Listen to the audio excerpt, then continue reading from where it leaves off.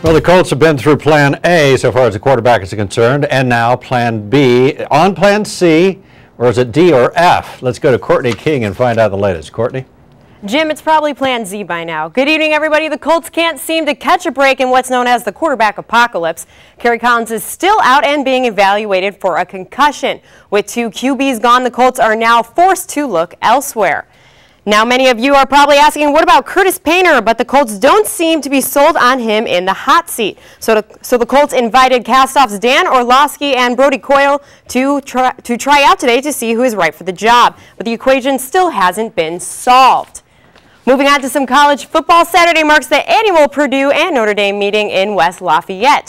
While many fans are anxious for the matchup, Boilermaker fans are still concerned as to who their quarterback is going to be. Purdue head coach Danny Hopes assures fans that the QB situation is being taken care of. He also wants to make sure his team is prepared at all times in the quarterback situation in case of injuries.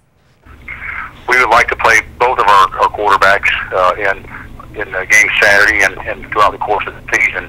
I think it's really important for our football team to have more than one quarterback that's ready to play.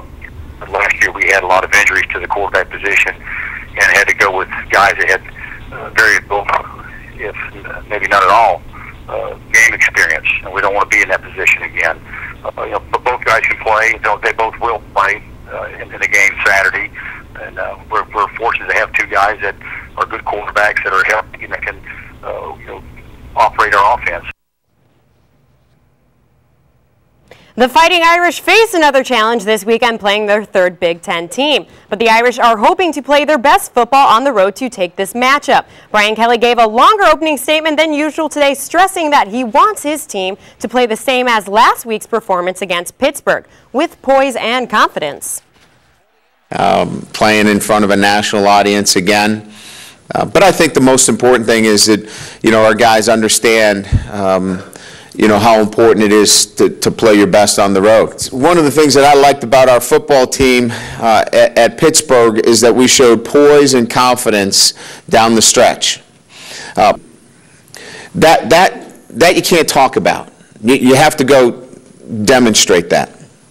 Confidence is the trust in your teammates that they're going to do their job so you don't have to do theirs.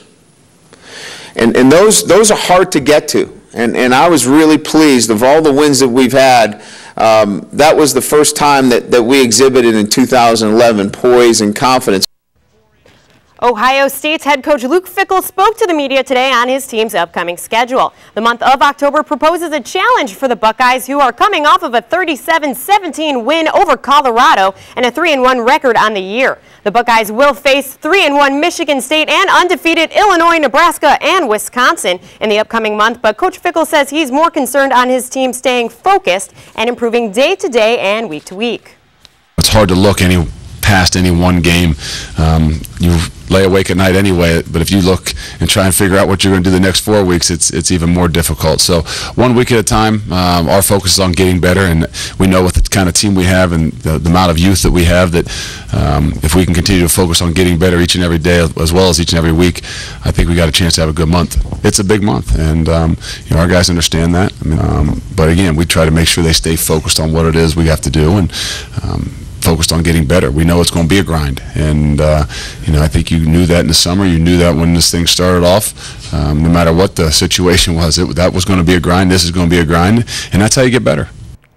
On to some NBA news. The players and owners met today to discuss labor negotiations. Concepts were discussed, but the meeting lasted less than 2 hours and will resume tomorrow. Los Angeles Lakers guard and president of the Players Union, Derek Fisher, says that it's going to take time to reach a consensus.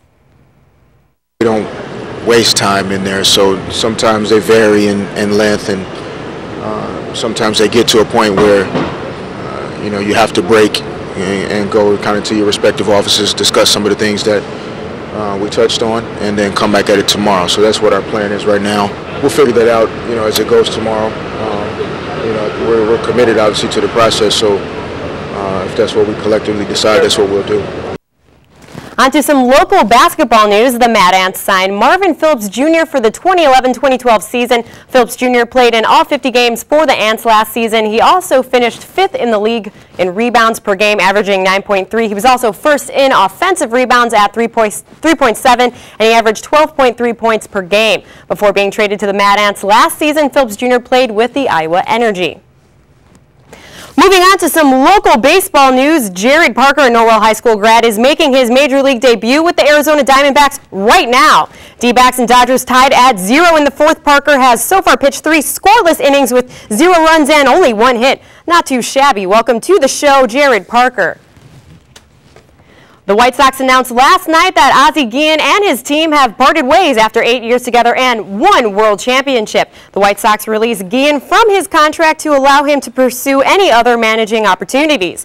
Guillen is headed for South Florida after Marlins manager Jack McKeon retired. However, this morning it was announced the White Sox will receive infielder Ozzie Martinez and right-handed pitcher Juan Marinas from the Marlins. Ozzie has a connection to the Marlins as he was their 3rd base coach when they won the World Series in 2003. Even though Guillen is leaving Chicago, he hopes he will be remembered.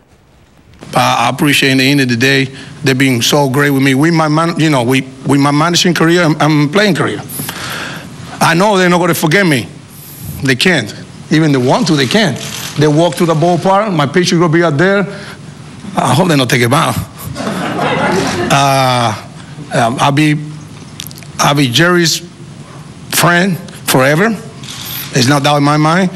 And this business move is not going to change our relation, and nobody can change that relation.